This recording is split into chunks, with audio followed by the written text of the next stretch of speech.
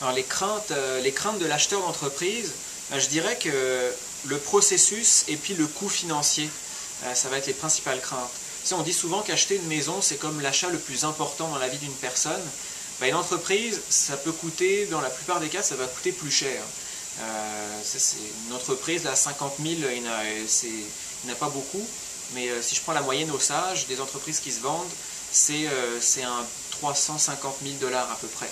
Donc c'est quand même assez élevé. Là, on achète une maison à 350 000, on parle déjà d'une maison à revenu souvent, en tout cas. Et puis, donc imaginez une entreprise qui vaut 500 000, 700 000 $, c'est sûr qu'on n'a pas envie d'investir un 200 000 et puis de le perdre.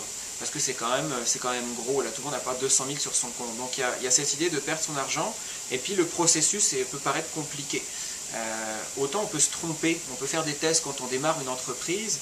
Quand on achète une entreprise, on va débourser pour l'avocat, on va débourser pour l'expert en évaluation d'entreprise, pour faire un diagnostic d'une entreprise qui existe déjà, puis pas juste un diagnostic du marché, il y a aussi les enjeux humains, les enjeux financiers, les enjeux juridiques, donc il y a plein de choses qu'il faut prendre en compte.